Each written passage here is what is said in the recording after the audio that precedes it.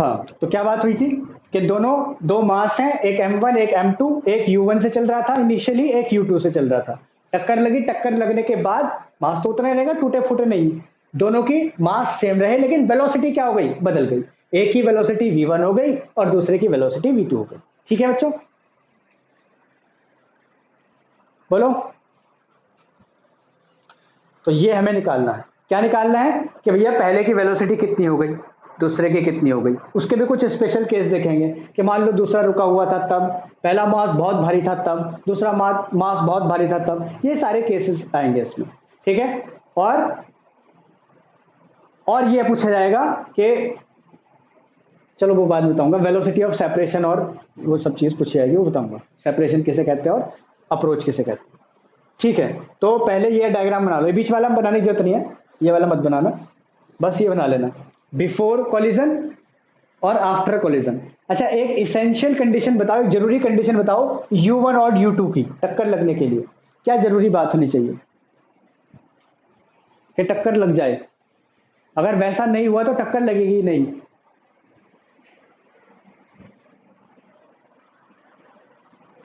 बताओ। हाँ, very good. U1 की जो वैल्यू है U2 से थोड़ी सी बड़ी होनी चाहिए, थोड़ी सी हो ज्यादा हो, मतलब बड़ी होनी चाहिए। आई बात समझ में? फटाफट इसमें छोड़ी लिख दो फटाफट। Consider two masses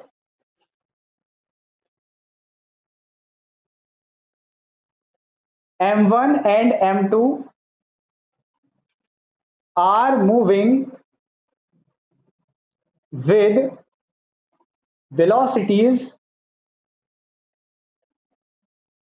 v1 and v2 in a straight line.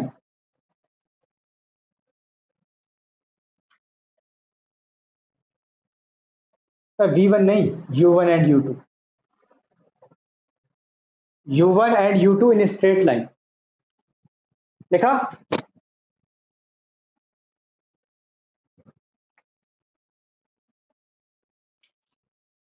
आगे लिखें, after collision,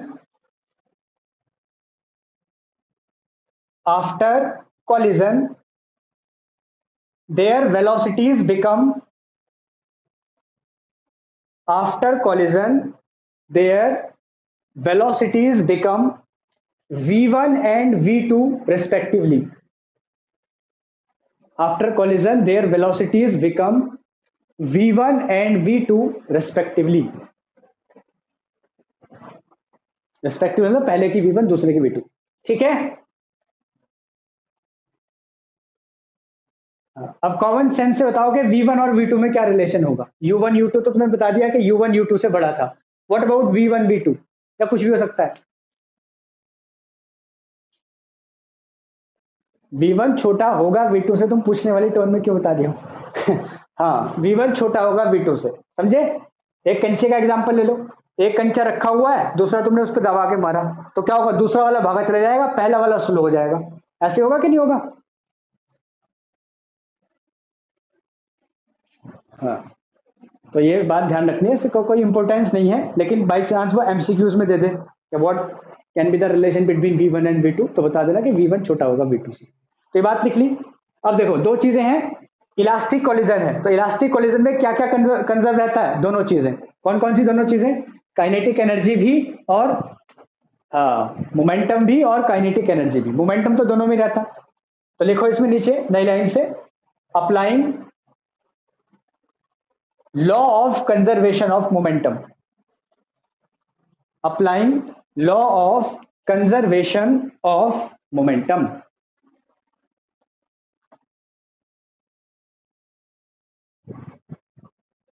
applying law of conservation of momentum लिख दिया।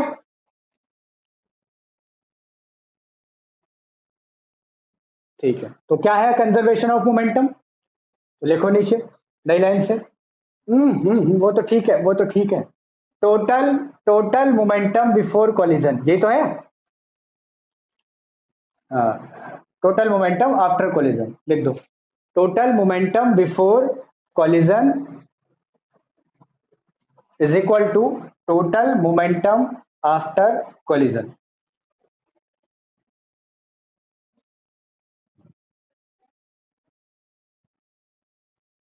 Total momentum before collision is equal to total momentum after collision. लिख दिया। अब बताओ टोटल मोमेंटम बिफोर कॉलिजन क्या है? m1 u1 plus m2 u2। After collision भी बताई दो। ठीक है। अगर अगर किसी की डायरेक्शन उल्टी दे दे तो क्या करोगे? मान लो कि ये इधर से आ रहा है, फिर क्या करोगे? हाँ, तो ये तुमने पहले बताया ना।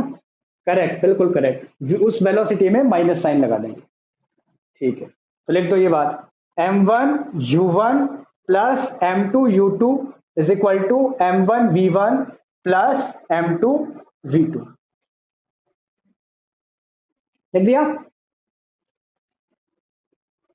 हाँ, अब इसमें क्या करो, m1 वाले एक साइड और m2 वाले एक साइड ले आओ। तो ये हो जाएगा m1 u1 minus m1 v1 is equal to m2 v2 minus m2 u2। यहां से m1 दिख रहा है, छोटा तो नहीं दिख रहा?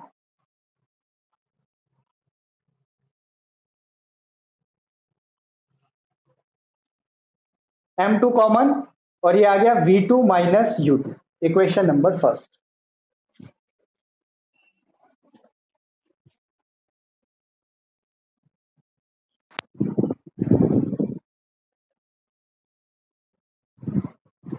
लिख लो, पहले लिख लो।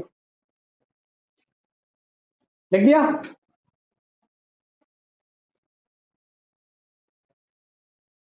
इसमें दूसरी चीज और कंजर्व रहती है, उसका नाम भी बता दो। हाँ हाँ, तो यही बात लिखनी है स्टार लगा के नई लाइन से। As total kinetic energy is also conserved in elastic collision. Inelastic नहीं, मतलब इन इलास्टिक अलग है। Inelastic collisions. ठीक है।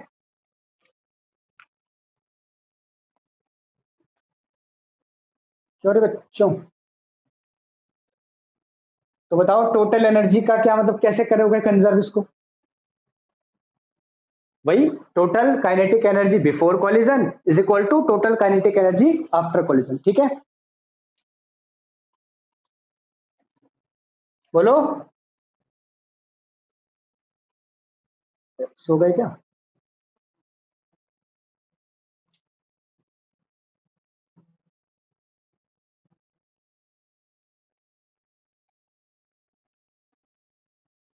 अब बताओ total kinetic energy before collision कितनी होगी?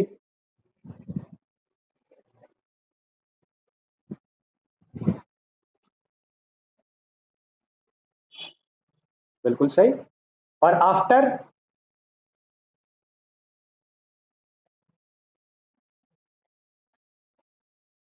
वेरी गुड, कोई प्रॉब्लम तो नहीं है इस बात में भी? इसमें देखो half half half half half half common लेके कट जाएगा। दिख रहा है ना? हाँ, फिर से वही काम करो पिछले की तरह। m1 वाले एक साइड और m2 वाले एक साइड, तो कितना मिलेगा पहले देख लेना। m1 u1 square minus m1 v1 square is equal to m2 v2 square minus m2 u2 square. यहां से देखो m1 कॉमन, तो क्या मिला? u1 square minus v1 square. क्या होता है? u1 minus v1 u1 plus v1, a minus B A plus B. बताओ, यहां तक तो कोई दिक्कत नहीं है ना? हाँ, सेम सेम काम यहाँ पे। m2 common, v2 square minus u2, वही बात, a minus B A plus B. हाँ, अब जरा ध्यान से देखो फ्रॉम इक्वेशन फर्स्ट, क्या इसकी कुछ वैल्यू तो नहीं आई थी पूरे की, m1 u1 माइनस v1 की? देख के बताओ। हाँ, क्या वैल्यू आई थी? m2 v2 माइनस u2 आई थी कि नहीं? देखो इस पूरे की वैल्यू कितनी आई थी, तो मैं लिख रहा हूं यहां पर m2 v2 माइनस u2, तो मैंने इसकी जगह यहां पर ही रख दिया। इसको तो कुछ करना नहीं, इसको ऐसे रहने दो, u1 plus v1 is equal to, इसको ऐसे रहने दो, m2 v2 माइनस u2 और v2 प्लस u2। अब क्या देख रहे हो, m2 से m2 cancel, v2 minus u2 से v2 माइनस u2 भी कैंसिल। बोलो, खटखट मत करो। ठीक है। तो मैंने क्या बताया था कि वेलोसिटीज का जो सम है वो कांस्टेंट रहेगा, है कि नहीं? देखो,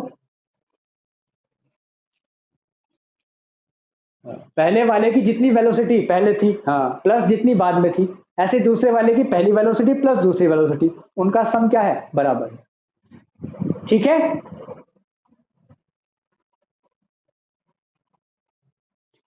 अब जरा सुनो एक मिनट ध्यान से।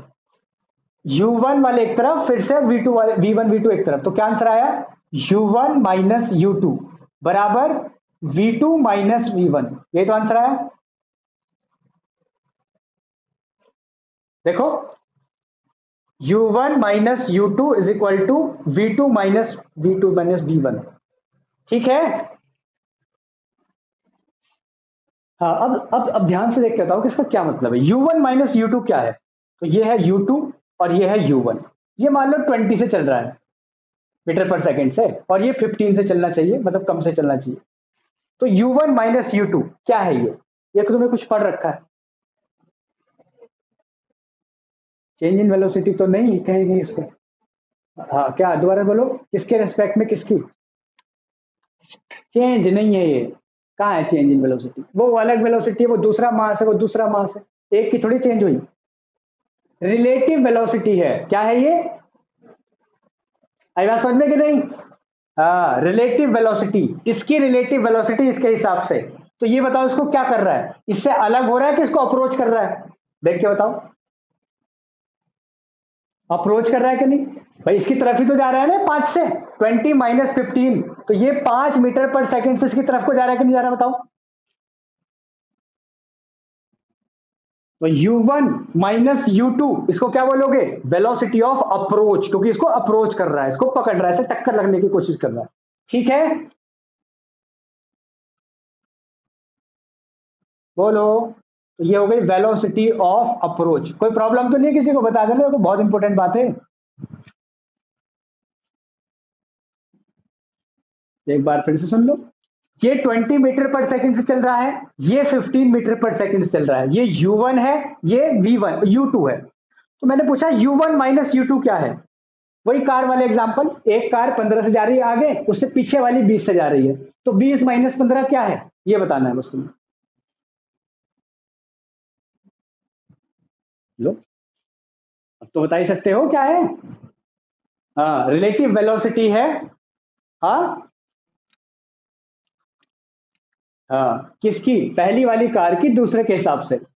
हाँ, इसका मतलब भी तुम जानते हो कि मान लो कि दूसरी कार रुकी हुई है, ये तो मतलब था ना, कि मान लो कि दूसरी रुकी हुई है तो पहली उसको किससे पकड़ रही है, ये तो मतलब था। हाँ, तो ये है रिलेटिव वेलोसिटी, जिसको अब ये, क्योंकि इसको पकड़ रही है, इसकी तरफ को जा रहा है, तो इसलिए हमने इसको क्या बोल दिया? अप्रोच, इसको अप्रोच कर रहा है। ठीक है। हाँ, अब दूसरी बात समझो लिखने से पहले। दूसरा आंसर है V2 माइनस V1। देखो इक्वल में क्या लिखा है? V2 minus V1। V1 V2 कब की बात थी? टकराने के बाद की बात थी, है ना? हाँ, अब जरा ध्यान सुनना। तो हाँ, आफ्टर कॉलिजन। तो आफ्टर कॉलिजन क्या है कि इसकी वेलोसिटी V1 हो गई, इसकी V2 हो गई। अब मुझे बताओ कि V2 माइनस V1 क्या है? तो आंसर तुम्हें पता है, बताने की बार बार जरूरत नहीं है, तुम्हें पता है ये है relative velocity of second with respect to one, है कि नहीं? लेकिन एक अंतर है, इस बार ये क्या कर रहा है? इससे दूर जा रहा है कि इसको पकड़ रहा है? दूसरा वाला पहले वाले को, पता है कि नहीं? वो कंचे वाला एग्जांपल याद करो। पहले कंचे ने दूसरे को टक्कर मारी, टकराने के बाद क्या हुआ? दूसरा वाला भागा चला जा रहा है, मान लो 20 मीटर पर सेकंड से, और पहला वाला थोड़ा स्लो हो गया, मान लो 10 मीटर पर सेकंड या 15 मीटर पर सेकंड। तो बताओ, ये 20 माइनस 15, आंसर है 5। तो 5 से ये इसके पास आ रहा है, किससे दूर भाग रहा है? Is that clear? और दूर भागने को क्या बोलते हैं? सेपरेट होना। तो इसको क्या बोलेंगे? Velocity of separation. तो ये दोनों बराबर होते हैं। ठीक है। हाँ, अब पूरा नोट कर लो, बहुत इंपॉर्टेंट बात थी। Velocity of approach velocity of separation के बराबर होती है। कहां बराबर होती है? तो आंसर है इलास्टिक कॉलिजन में। इन इलास्टिक का नहीं पता, लेकिन इलास्टिक में तो होती है। ठीक है। इक्वेशन आई लास्ट में, क्या इक्वेशन आई थी? u1, पहले देख लेना एक minute, from u1 plus v1 is equal to u2 plus v2। तो यहां से v2 की वैल्यू निकालो, v2 की वैल्यू कितनी आ गई? u1 plus v1 minus u2, यही तो आई। अब ये वैल्यू सबसे पहली इक्वेशन रख दो मोमेंटम वाली में, तो मोमेंटम वाली क्या थी? m1 u1 प्लस, यही कंजर्वेशन लॉ वाली, m1 v1 प्लस, तो v2 की जगह ये रख देना, m1 u1 plus m2 u2, m1 v1 से कोई दिक्कत नहीं है, m2 और v2 की जगह ये रख दो, u1 plus v1 minus u2। ठीक है, मल्टीप्लाई करो और v1 निकाल लो, बस लिख दो इसको, उसमें कुछ नहीं, मैथ है, लिख लो मेरे साथ।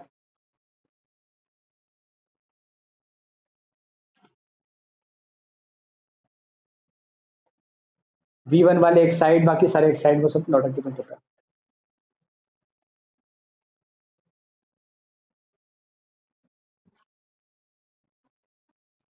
v1 वाले इधर, बाकी सारे इधर, ये आ गया m1 u1 minus m2 u1 plus m2 u2 plus m2 u2, वाला भी प्लस हो जाएगा इधर आके, इसको भी लेके इसको भी, इधर बचा m1 v1 plus m2 v1, v1 common, तो क्या बचेगा? m1 plus m2 into v1। यहां से u1 कॉमन आ रहा है, तो लिख दो m1 minus m2 u1, m2 u2 m2 u2 2 m2 u2, और अपॉन में आ जाएगा ये भाई पूरे m1 plus m1 plus m2, ये आ गई v1 की वैल्यू। तो दूसरे वाले की जो, पहले वाले की जो वेलोसिटी है टकराने के बाद इतनी हो जाएगी। ये मैंने 2 बार u1 लिख दिया है, एक बार।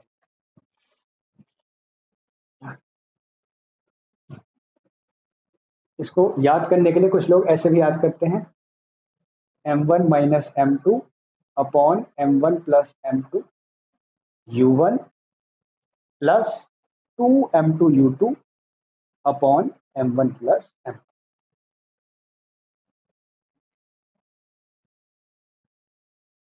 ठीक है, अलग अलग कर दिया मैंने m1 अपॉन m2 को,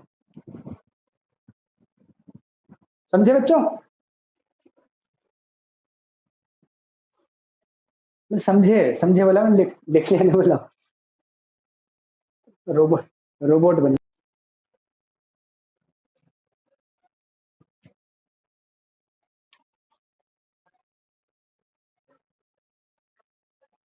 u1 minus u2 plus v1, v1 की जगह ये रख दो, m1 u1 minus m2 u1 plus 2 m2 u2 upon m1 plus m2।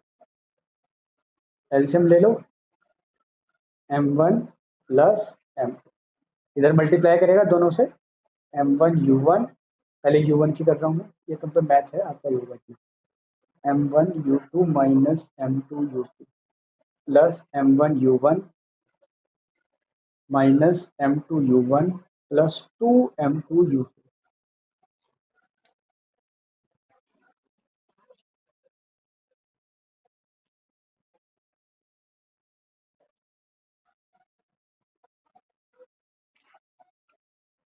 तो v2 की वैल्यू आ गई m1 u1 m1 u1 2 m1 u1 m2 u1 m2 u1 आपस में कट गए,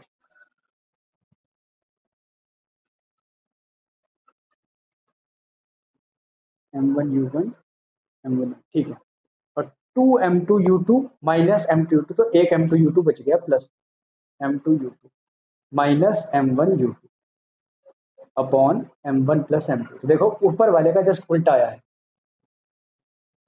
2 m1 u1 upon m1 plus m2 plus u2 common, m2 minus m1 u2 upon m1 plus m2। ठीक है,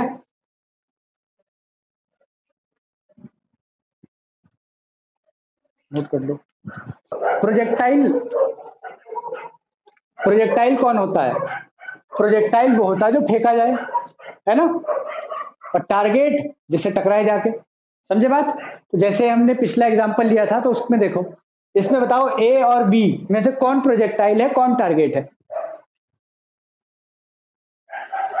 है ना? बी टारगेट है, ए projectile है। ए को फेंका गया, बी पे मारा गया। समझे बात? तो ये हमें निकालना है कि ए ने, हाँ, ए ने कितनी एनर्जी बी को ट्रांसफर करी, तो बताओ कितनी करी होगी, सोच के बताओ। चलो मैं एक एग्जांपल दे रहा हूं। ए के पास 50 जूल एनर्जी थी, बी के पास 10 जूल एनर्जी थी। टकराने के बाद क्या हुआ कि ए के पास 20 जूल एनर्जी रह गई, और जो बी की एनर्जी थी वो 40 जूल हो गई। तो बताओ ए ने बी को कितनी एनर्जी ट्रांसफर करी? बिल्कुल करेक्ट। समझे बात? 30 जूल। 50 थी, 20 रह गए, तो 30 ही तो करी ना, क्योंकि इसमें तुम्हें पता है कि इलास्टिक कोलिजन में काइनेटिक एनर्जी कंजर्व रहती है। टोटल काइनेटिक एनर्जी तो उतनी रहेगी ना, 50 और 10 60, 20 और 40 60। ठीक है, बोलो। हाँ, तो कितनी एनर्जी ट्रांसफर करी? तो आंसर है कितनी थी 50, कितनी रह गई 20, तो कितनी वापस कर दी या उसको दे दी? 50 माइनस 20 30 उसको दे दी। तो देखो उसकी तभी तो 40 हो गई, पहले 10 थी, 30 जोड़ के 40 हो गई। आई बात समझ में?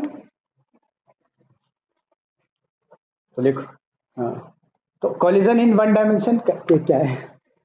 अच्छा ये था, energy transferred from projectile to target. तो लिखो delta K, this is K one minus K one initial minus K one final. मतलब समझ में आया इसका? K one initial K one final. पहले वाले की ही इनिशियल एनर्जी माइनस पहले वाले की ही फाइनल एनर्जी। फाइनल का मतलब टकराने के बाद से है। ठीक है, तो देखो इसका आंसर तुम्हें पता है, हाफ m1 u1 स्क्वायर, ये तो है। और इसका भी तुम्हें पता है, हाफ m1 v1 स्क्वायर। तो हाफ तो ठीक ही है, m1 कॉमन भी आ गया, u1 square minus v1 square. ठीक है बच्चों, लिख लो बच्चों, के इनिशियल माइनस के फाइनल। समझ में आ गई ना बात क्या बताई थी?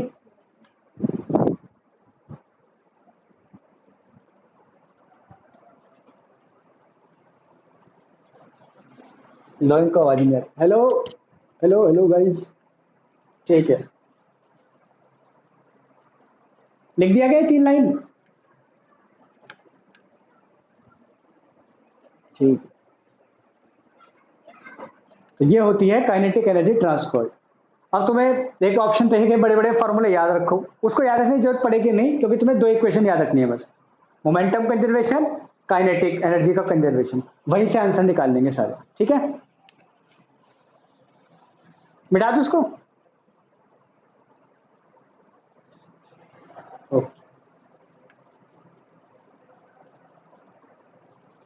अगला टॉपिक क्या है?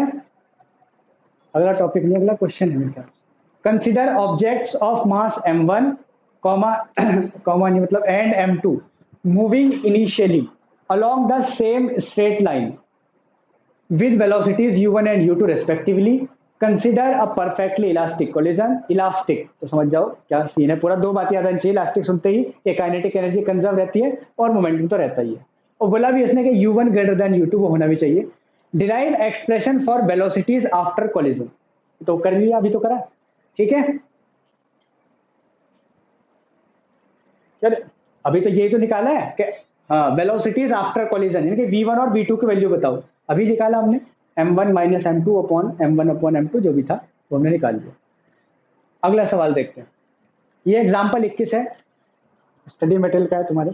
इन a nuclear reactor, nuclear reactor क्या होता है पता है? न्यूक्लियर रिएक्टर होता है जिससे बिजली, हाँ बिजली बनती है, बता रहा हूँ। इसमें क्या होता है, इसमें न्यूक्लियर रिएक्शन होती है। न्यूक्लियर रिएक्शन वही जो बॉम्ब वाली रिएक्शन होती है ना, एक एटम पे न्यूट्रॉन की बॉम्बार्डिंग कराओ, उसको ब्रेक कर दो, जैसे बॉम्ब में होता है, लेकिन यहाँ कंट्रोल होता है। ठीक है, तो ये न्यूक्लियर रिएक्शंस होती हैं, यहां से बहुत ज्यादा हीट निकलती है। हीट का क्या करना है, हीट से ठंडा पानी गर्म है, तो पानी गर्म किया जाता है इस हीट से। पानी गर्म करके क्या बनती है, वाष्प। वाष्प का मतलब क्या, वेपर, समझते हो, स्टीम। और इस स्टीम से टरबाइन पर टकराती है, इसको बोलते हैं स्टीम टरबाइन, उससे टरबाइन घूमती है। तो बेसिकली सारा जो इंतजाम है, तामझाम है, किसके लिए किया जा रहा है, टरबाइन घुमाने के लिए। इससे फायदा क्या लगा, एक तो इससे पॉल्यूशन नहीं होता क्योंकि धुआं नहीं निकलता, अलग तरह का वो पॉल्यूशन है, वो डेंजरस, वो एक अलग बात है, लेकिन उसको अलग जगह पर बनाते हैं जहां कोई ना रहता हो, ताकि रेडिएशन से कोई नुकसान ना हो किसी को, और पूरा अंडरग्राउंड बनाते हैं कंक्रीट के अंदर, ठीक है। और दूसरा इससे क्या फायदा लगा, इससे जो हीट निकलती है बहुत ज्यादा निकलती है, वरना कोयले से गर्म करना पड़ता है पानी, ठीक है। सुना भी होगा तुमने, कोयला कम हो गया बिजली कम, सुना होगा, पता नहीं। हाँ, तो कोयले से पानी गर्म करना पड़ता है, उससे भाप बनती है, तो कोयले का काम ये करता है न्यूक्लियर रिएक्टर। समझ में आ गया न्यूक्लियर रिएक्टर क्या होता है, ठीक। वैसे केमिस्ट्री में तुम पढ़ोगे, लेकिन मैंने मोटा मोटा तुम्हें ओवरव्यू दे दिया। तो in a nuclear reactor, neutron of high speed, उसकी स्पीड भी दे रखी है u1, इसको हम मानेंगे 10⁻7 मीटर पर सेकेंड, ये हाई स्पीड है। Has to be slow down, इसको स्लो करना है, तो फिर स्लो नहीं हुआ तो क्या करेगा, फिर ये बॉम्ब बन जाएगा, फिर ये चेन रिएक्शन हो जाएगी, एक दो बनाएगा, ऐसा होता है, देखो एक न्यूट्रॉन तीन बनाता है, तीन नौ बनाते हैं, तभी तो ये फैलती जाती है जंगल में आग की तरह। तो इसको कंट्रोल करना पड़ता है, कैसे कंट्रोल करते हैं वो तरीका ही बता रहा है। Has to be slow down to 10⁻3, यानी कि इसी की जो न्यूट्रॉन है, इसी की वेलोसिटी को कितना करना है, तो आंसर है, अरे m2 नहीं बता, m1 को ही, तो ये u1 होता है, तो ये v1 तो दे रखा है, क्यों रे बच्चों, ठीक है। हाँ, तो न्यूट्रॉन की ही वेलोसिटी को 10⁻7 से 10⁻3 करना है, so that it can have a high probability of interacting with the isotope uranium, ये यूरेनियम से टकराता है, यूरेनियम ही मटेरियल है जो टूट जाता है, and cause it to fission, fission मतलब वही चीज, ब्रेक हो जाना। Show that fractional kinetic energy lost is about 10%, जो फ्रैक्शनल काइनेटिक एनर्जी है वो कितनी लॉस हुई है, 10%। अब देखेंगे क्या मतलब है, बस मैं फिलहाल लिख दे रहा हूँ, लॉस परसेंट दे रखा है, अबाउट 10%, मतलब अप्रॉक्स नहीं निकालना, अबाउट 10%।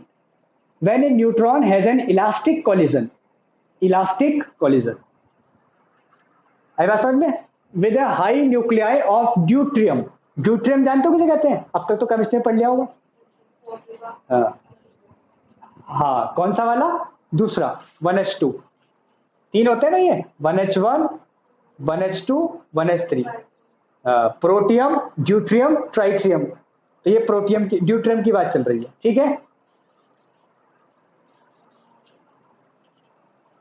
हाँ, the material making of the light nuclear usually heavy water और graphite is nuclear called moderator. अब ये बता भी दिया इसने, तुम्हारे काम की बात है, लेकिन अभी तो नहीं है, कि जो इसको स्लो डाउन करते हैं वो भी इसने बता दिया थोड़ा सा, कैसे करते हैं, ग्रेफाइट और हैवी वाटर का इस्तेमाल करते हैं, ठीक है, उससे स्लो हो जाता है न्यूट्रॉन। तो क्वेश्चन क्या है, एक बार में तुम्हें क्लियर कर दूं।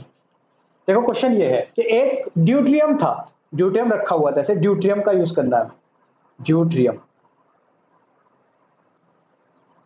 ठीक है, ये ड्यूट्रियम रखा है या लाया गया है वो अलग बात है। और एक न्यूट्रॉन है जो बहुत तेज स्पीड से आ रहा है, कितनी तेज स्पीड से, 10⁻7 से, ये उससे टकराएगा, किससे टकराएगा, ड्यूट्रियम से। और जो इसकी टकराने के बाद जो स्पीड है, ड्यूट्रियम की भी कुछ हो जाएगी भाई टकराएगा तो मान लो इसकी स्पीड फिलहाल कितनी है, बताओ फिलहाल कितनी है ड्यूट्रियम की स्पीड टकराने से पहले, 0, वो रखा हुआ है ना, आई बात समझ में। हाँ, तो ड्यूट्रियम क्योंकि रखा हुआ है तो उसकी स्पीड कितनी है, ड्यूरियम क्या लिख दिया ड्यूट्रियम रखा हुआ है तो उसकी स्पीड 0 है।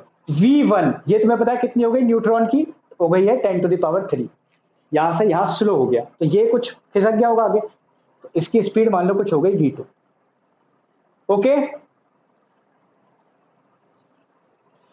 न्यूट्रॉन को ऐसे लिखते हैं 0n1, पता है,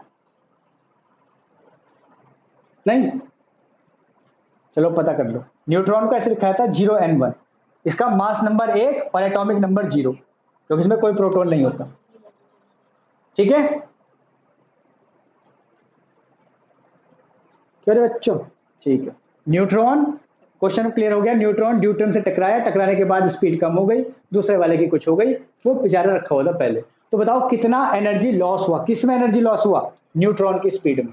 टोटल काइनेटिक एनर्जी में लॉस नहीं होगा, टोटल तो बराबर रहेगी, क्योंकि कैसा कॉलिजन है, इलास्टिक है। तो इलास्टिक में total energy, kinetic energy before collision is equal to total kinetic energy after collision. Is that clear? हाँ, तो किसकी एनर्जी में लॉस पूछा है, तो आंसर है न्यूट्रॉन की एनर्जी कितनी कम होगी, कम हो गई ना। पहले देखो 10⁻7 स्पीड थी, अब 10⁻3 बची, तो एनर्जी कम हुई कि नहीं हुई। बस ये तुम्हें बताना है कि what is the fractional loss. तो बता दोगे, इसमें तो कोई दिक्कत ही नहीं। कैसे बताओगे, फ्रैक्शनल लॉस कैसे बताते हैं कि कितना लॉस हुआ। अब हाँ, शो करना है कि 10% लॉस हुआ, मतलब प्रूव करना है कि 10% लॉस हुआ। तो कैसे कैसे प्रूव करोगे, मतलब कैसे फाइंड करोगे, पहले तो बताओ। तो आंसर है फाइनल कितनी हो गई, तो आंसर है हाफ m1 v1 स्क्वायर। इतनी तो हुई, बोलो भाई। इनिशियली कितनी थी, हाफ। अरे एक मिनट, इसमें ये क्या निकाला तुमने, एनर्जी, ये निकाला एनर्जी लॉस कितना हुआ। तो एनर्जी लॉस कैसे निकालते हैं, पहले सुनो। एनर्जी लॉस कितना हुआ पहले तो ये बताओ, चेंज बाद में देखेंगे। एनर्जी लॉस कितना हुआ, हाँ K2 माइनस K1, कितना ही तो हुआ, नहीं हुआ। पहले 10 जूल थी, अब 5 बची, तो कितनी, अब जो भी है K1 माइनस K2, सॉरी है ना, पहले ज्यादा थी ना। बोलो। हाँ, तो अब बताओ फ्रैक्शनल कैसे निकालते हो। फ्रैक्शनल में तुम पहले एक एग्जांपल दे रहा हूँ, बहुत काम की चीज है, कई बार आएगा फ्रैक्शनल चेंज। कोई चीज की वैल्यू 50 थी, अब 30 रह गई, तो बताओ कितना फ्रैक्शनल या परसेंटेज कैसे निकालोगे, कितना परसेंट बदला। वैसे तो 20 बदला, परसेंट में कैसे निकालोगे, आता है परसेंट निकालना, 8th क्लास में पढ़ा था ये। और ये बहुत आता है सवाल, ये अभी देखना तुम आगे तक ये सवाल आएंगे, इसी चैप्टर में नहीं, बहुत चैप्टर्स में। तो अभी से सीख लो कैसे निकालते हैं। मुझे तो हाँ ना, गलत। देखो कैसे निकालेंगे। पहली बात तुमने बताई, 50 माइनस 30 कितना चेंज हुआ, पहले क्या निकालेंगे, कितना चेंज हुआ। जैसे कि यहां पर देखो तो 20 चेंज हुआ, अपॉन कितना था, टोटल नहीं, कितना था, तो कितनी एनर्जी थी, ये 50 थी, इंटू 100। अब आई बात समझ में। अब यहां पर बताओ कि इसकी एनर्जी में कितना फ्रैक्शनल या परसेंटेज चेंज हुआ, कैसे निकालोगे। तो पहले तो कितनी चेंज हुई, इतनी, अपॉन कितनी थी, इंटू 100। Is that clear. तो ऐसे ये बहुत काम की बात बताई मैं तुम्हें, परसेंट निकालने वाली पूछा जाएगा। तो इसको बस इतना ही नोट कर लो, बाकी तो फॉर्मूले रखने तुम निकाल ही लोगे। मास न्यूट्रॉन का होता है लगभग प्रोटॉन के बराबर ही, 6.67 10⁻⁻27। ठीक है।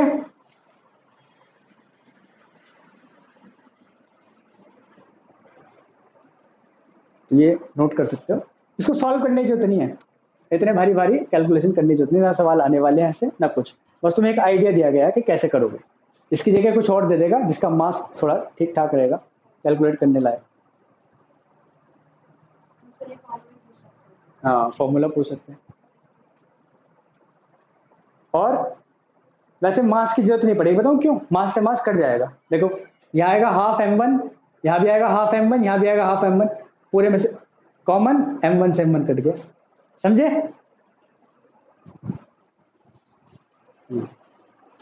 नोट कर लिया क्या कर रहे हो अभी।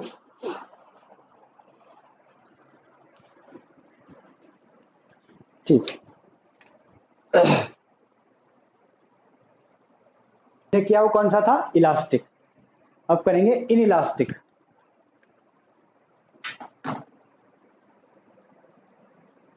ठीक है,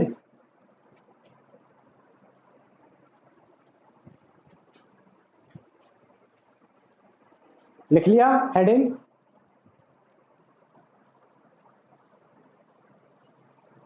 कहानी इसमें भी देखो यही है, m1 मास था, u1 वेलोसिटी से चल रहा था,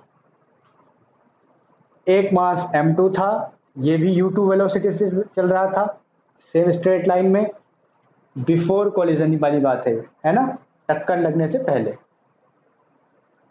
टक्कर लगने के बाद क्या हुआ ये भी बताई तो टक्कर लगने के बाद वही हुआ जो पहले हुआ था, इसकी वेलोसिटी v1 हो गई, थोड़ा सा स्लो हो गया ये और थोड़ा सा फास्ट हो गया, इसकी वेलोसिटी v2। ठीक है, बना लो इसको। बस इसमें क्या कंजर्व नहीं रहता ये बता दो और बात खत्म हो गई। हाँ, टोटल काइनेटिक एनर्जी कंजर्व नहीं रहती। तो क्या पूछेगा फिर इसमें? तो आंसर इसमें पूछेगा एनर्जी लॉस।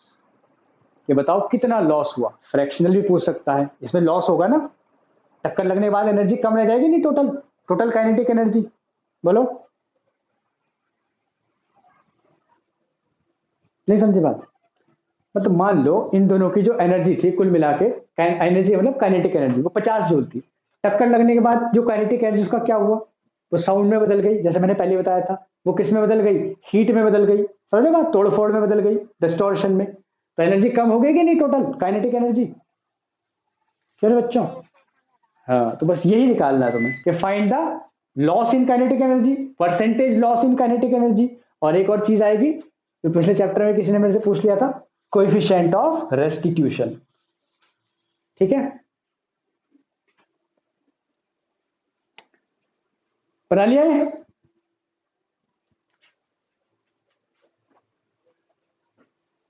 चलो बच्चों,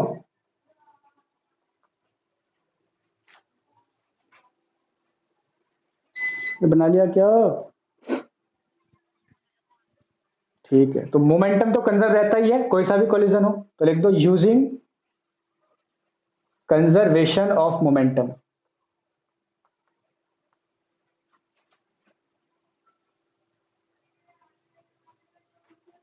यूजिंग कंजर्वेशन ऑफ मोमेंटम। तो क्या है कंजर्वेशन ऑफ मोमेंटम? पता है तुम्हें, m1u1 plus m2u2 is equal to m1v1 plus m2v2। पहले की तरह ही करो, m1u1 minus v1 is equal to m2v2 minus u2। ये बात समझ में आ गई ना अब तो? लिख दो इसको फटाफट।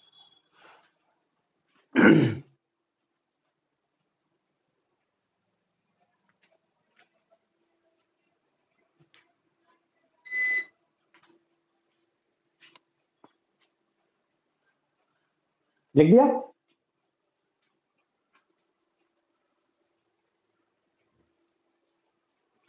ओके, अब बताओ, इसमें एनर्जी तो बराबर रख नहीं सकते क्योंकि रहती नहीं है बराबर। तो पहले हम निकालेंगे इनिशियल काइनेटिक एनर्जी। तो देखो, इनिशियल काइनेटिक एनर्जी, इसको मैंने बोल दिया के आई। बताओ इनिशियल काइनेटिक एनर्जी कितनी है, देख के बताओ।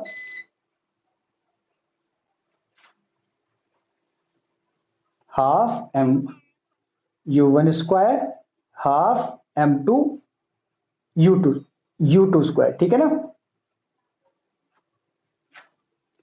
हाँ, ऐसे ही बता दो फाइनल काइनेटिक एनर्जी कितनी है। हाफ m2 v2 स्क्वायर, ठीक है, लिख दो एक बार।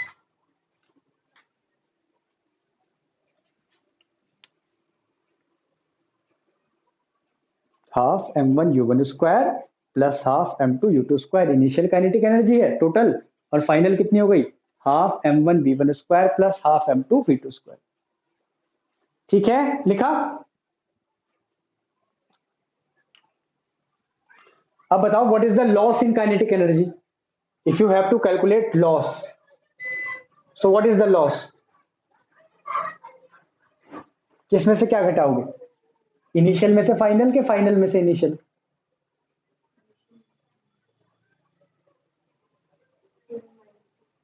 बोलो, फाइनल में से इनिशियल। अच्छा, पहले एनर्जी 50 थी, तो पहले तो ये बताओ बाद में कम रही कि ज्यादा हो गई? पहला क्वेश्चन तो ये है। कम रही तो ऐसे सोचा करो, समझ गए बात? तो, हाँ, तो क्या करेंगे? इनिशियल में से फाइनल करेंगे, ना कि फाइनल में से इनिशियल। ठीक है, क्योंकि इनिशियल ज्यादा थी तभी तो कम हुई। तो डेल्टा के कितना आ गया? के इनिशियल माइनस के फाइनल। लिख दो ये बात।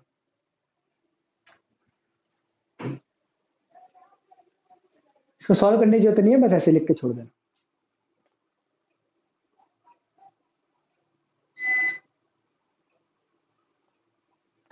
के इनिशियल माइनस के फाइनल। इक्वेशन तुम्हें पता है, इनिशियल ये है, फाइनल ये, यहाँ से घटा के आंसर निकाल लोगे, वो तो ठीक है ना। हाँ, अब नीचे लिखो हाँ, स्टार में आके नीचे लिखो फ्रैक्शनल लॉस या परसेंटेज लॉस। तो बताओ परसेंटेज लॉस अब तो तुम पे निकालना आ गया, कैसे निकालोगे परसेंटेज लॉस? अपॉन, बिल्कुल सही, समझ गए ना बात, के आई माइनस के एफ, हाँ, अपॉन के आई इंटू 100। कितना लॉस हुआ अपॉन कितनी थी इंटू 100%। Is that clear? हाँ, लिख दो। देखो ये क्या होता है, इसको पहली बात तो ई से लिखते हैं, कोएफिशिएंट ऑफ रिसाइलेंस या रेस्टिट्यूशन को ई से लिखते हैं। और ये क्या होता है, ये होता है velocity of separation upon velocity of approach. ठीक है, लिख दो बात। तो तुम्हें पता है वेलोसिटी ऑफ सेपरेशन क्या होती है, v2 माइनस v1। अप्रोच का भी तुम्हें पता है u1 माइनस u2। याद आ गया? हाँ, लिख दो। This is the coefficient of restitution. Simple याद रखना, velocity of separation upon velocity of approach.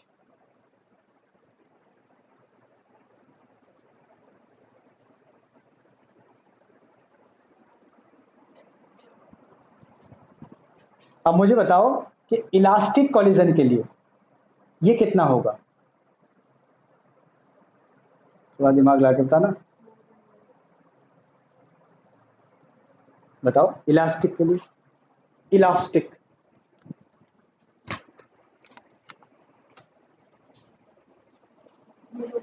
Zero. अच्छा, जीरो कैसे जाएगा? 1 होगा। कितना होगा? 1। पता लग गया क्यों होगा 1 या नहीं?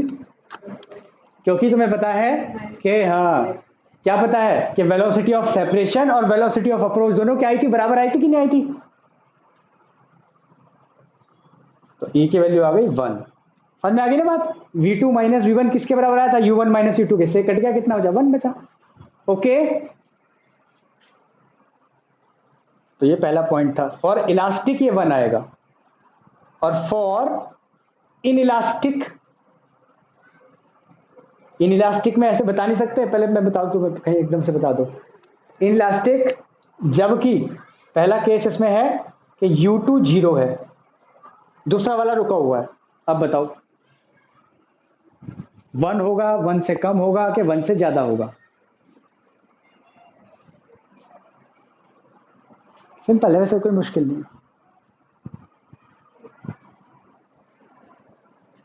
देखो दिमाग लगाओ, इन इलास्टिक, इसका मतलब क्या था, इन इलास्टिक में क्या होता है, एनर्जी लॉस होती है कि नहीं?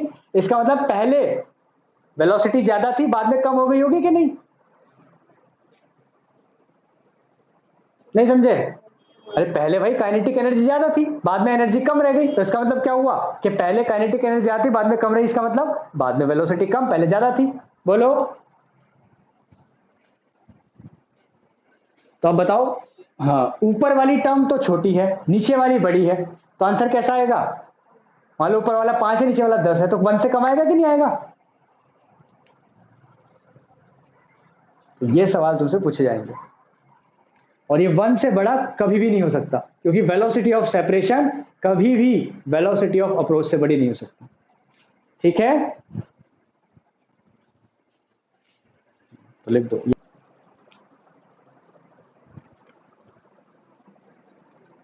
अगला हेडिंग लिखेंगे इलास्टिक कॉलिजन इन 2 डायमेंशन।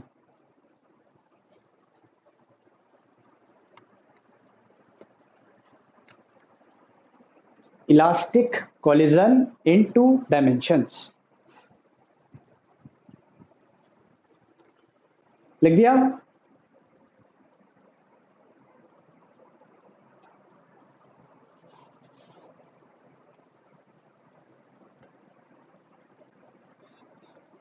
अब देखो 2 डायमेंशन का क्या मतलब है, ये मतलब है एक्चुअल, मतलब एक्चुअल में ऐसे तो कॉलिजन होता है, एक पत्थर यहां से, एक पत्थर यहां से, दोनों टकराए, टकराने के बाद एक इधर एक उधर, कार ट्रक, कार इधर, ट्रक उधर, आई बात समझ में? क्यों भाई?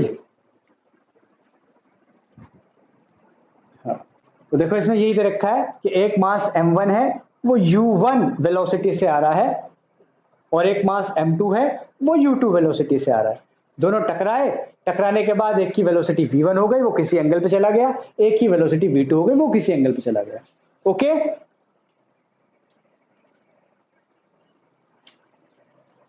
तो मान लो ये इनिशियली θ1 एंगल पर आ रहा था एक्स एक्सिस से, ये θ2 एंगल पर आ रहा था एक्स एक्सिस से।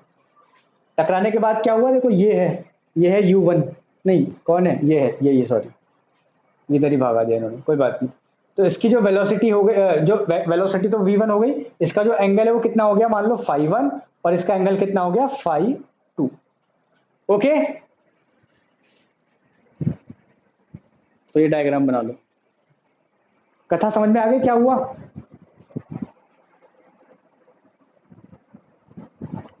नहीं, एक मास m1 था, एक मास m2 था, वो एक्स एक्सिस से θ1 30 डिग्री एंगल पर आ रहा था, दूसरा वाई एक्स एक्सिस से ही 60 पर आ रहा था, 50 पर आ रहा था। दोनों टकराए, बिखर गए, बिखरने के बाद पहला वाला 20 डिग्री पर कूद गया और दूसरा वाला 60 डिग्री पर चला गया। ठीक है,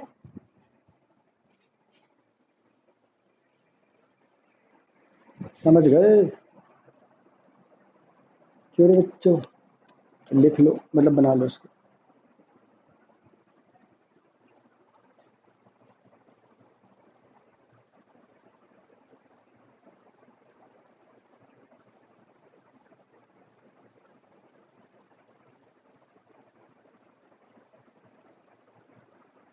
बन गया?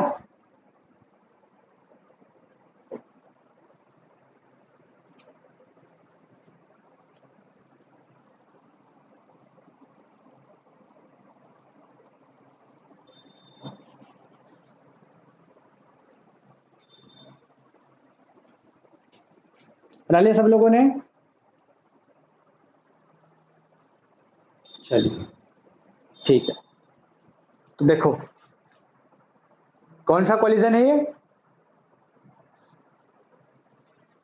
तो इसमें क्या रहता है, तो आंसर है दोनों रहता है। दोनों मतलब काइनेटिक एनर्जी भी कंजर्व रहती है, मोमेंटम तो सब में रहता ही है ना। तो पहले लगाएंगे, लेकिन मोमेंटम कैसी क्वांटिटी है ये बताओ, वेक्टर की स्केलर? हाँ, मोमेंटम कैसी क्वांटिटी है, वेक्टर तो पता होना चाहिए भाई। मोमेंटम कैसी क्वांटिटी है फिर बच्चों?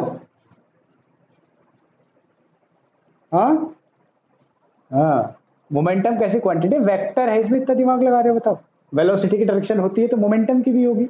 मोमेंटम एक वेक्टर क्वांटिटी है, और तुम्हें पता है कि वेक्टर क्वांटिटी और वो भी प्लेन में, तो तुमने ऐसे सवाल भी किए हैं, मैं याद दिला देता हूँ। एक बॉल थी, वो ऐसे टकराई थी और ऐसे आ गई थी, तो पूछा था चेंज इन मोमेंटम इनके इम्पल्स बताओ, तो तुमने क्या किया था, तुमने एक्स एक्सिस में इम्पल्स निकाला था, वाई एक्सिस में निकाला था, किया था ऐसा, याद आ रहा है?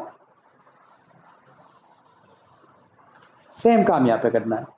क्या काम करना है यहाँ पर, क्योंकि मोमेंटम एक वेक्टर क्वांटिटी, तो तुम्हें मोमेंटम एक्स और वाई दोनों डायरेक्शन में कंजर्व करके दिखाना है। Is that clear?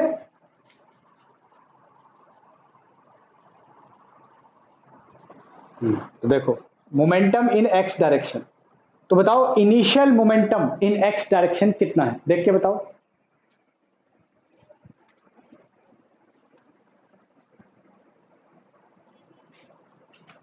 हाँ, बस वेक्टर लगा दिया, एक्स डायरेक्शन। देखो मैं बता रहा हूं, यहां पे देखा ध्यान से, हाँ, ये है u1, ऐसे जा रहा है कि नहीं, और पैरेलली वेक्टर को खिसकाओ तो कोई फर्क नहीं पड़ता है, सब तुम्हें याद है, अभी रिसेंटली पढ़ा भी है। ठीक है, तो अगर इसको हम यहाँ खिसका के यहाँ रख दें तो कुछ नहीं होगा, ये हो रहा है ये हो गया u1। ये कौन है भाई, ये है u2, ऐसे जा रहा है, इसको पैरेलली खिसका दो ऐसे, ये हो गया u2। ठीक है, बोलो। ये एंगल कितना है, θ1, और ये एंगल कितना है, θ2। यही बात क्लियर हो गई। अब बताओ इसके कंपोनेंट करो u1 के, तो आंसर तुम्हें दिख ही रहा है, ये आया भाई u1 cos थीटा 1। u2 के करो तो ये आया u2 cos theta 2। Any problem?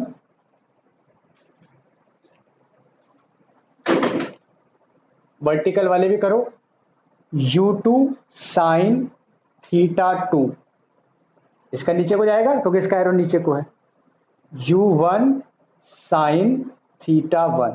समझ में आ गई बात पूरी? क्यों रे बच्चा लोगों? ये मान लेना x है, ये y है। चलो तो अब बताओ x डायरेक्शन में इनिशियल मोमेंटम कितना है? अब बताओ जरा देखिए।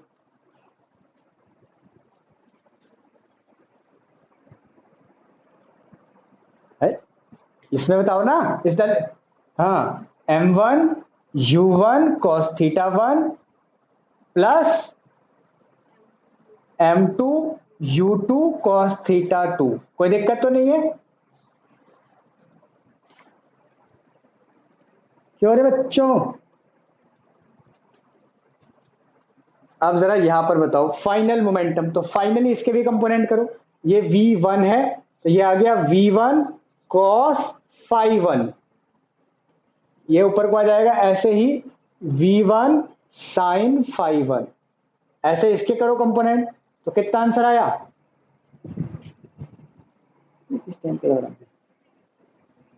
अब ठीक हो गया? तो ये है v1 cos phi 1 v1 sin phi 1। ऐसे इसके करेंगे तो ये आ जाएगा नीचे वाला v2 sin phi 1 phi 2, और ये इधर को आ जाएगा v2 cos phi 2। ठीक है ना? हाँ तो बताओ, ये तो था इनिशियल मोमेंटम इन एक्स डायरेक्शन। अब देख के बताओ फाइनल मोमेंटम कितना है? तो क्या इतना तो नहीं है, m1 v1 cos phi 1 plus m2 v2 cos phi 2। ठीक है?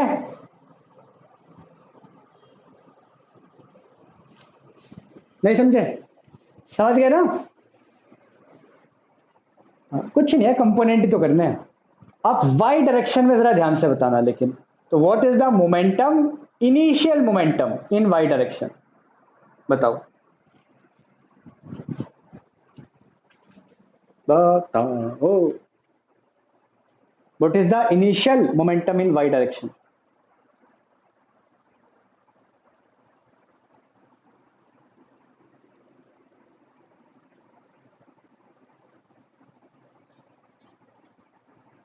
हम्म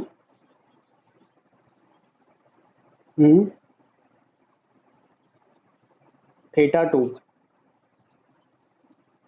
क्या तुमने थोड़ा सा गलत नहीं बताया? कोई माइनस वाला गड़बड़ तो नहीं करा? कौन सा माइनस करना था, कौन सा प्लस बता दिया, कौन सा प्लस करना था, कौन सा माइनस बता दिया? ऐसा तो कुछ नहीं है, ये सही बताया। देखो और बताओ। देखो ये कहाँ है? ये नेगेटिव वाई में है कि पॉजिटिव वाई में है? ये वाला वाई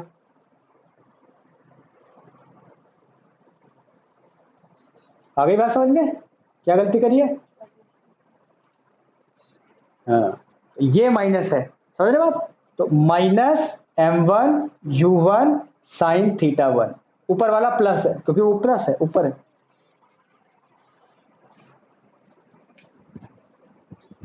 उस साइड का मतलब किस साइड का? दिख गया? समझ में आ गई बात? Minus m1 u1 sine theta 1, minus पता लग गया क्यों? क्योंकि ये नीचे है, ऊपर वाला पॉजिटिव। तो plus m2 u2 sine theta 2। ठीक है बच्चों? अब बताओ फाइनल मोमेंटम। अब साइन के साथ सही बताना।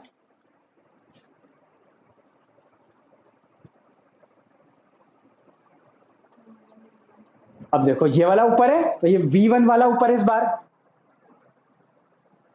क्यों रे बच्चों?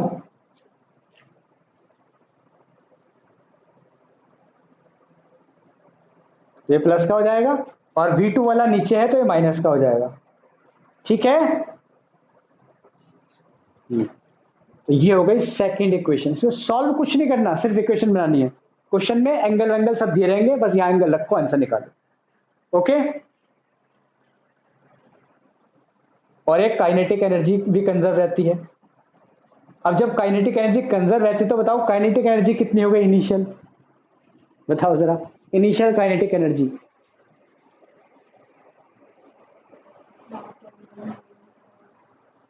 अब यहां लगेगा दिमाग, काइनेटिक एनर्जी इनिशियल कैसे बताओगे, बताओ इनिशियल काइनेटिक एनर्जी कैसे बताइए। गलत। देखो काइनेटिक एनर्जी कैसी क्वांटिटी होती है, वेक्टर के स्केलर, बोलो। कोई भी एनर्जी हो या वर्क हो, वो कैसी क्वांटिटी है, हाँ क्या बोले, वेक्टर या स्केलर। इसमें भी सोच रहे हो तो कैसे हो, स्केलर होती है भाई। काइनेटिक एनर्जी स्केलर क्वांटिटी होती है, तो इसमें एक्स वाई डायरेक्शन नहीं देखना, सिंपल करना है जैसे करते आए हैं, half m1 u1 square plus half m2 u2 square is equal to half m1 v1 square plus half m2 v2 square. आई बात समझ में नहीं? तो ये बात ध्यान रखनी थी, कहीं यहाँ भी cos थीटा sin थीटा करते रहो, यहाँ नहीं करना ये सब। क्लियर हो गई बात?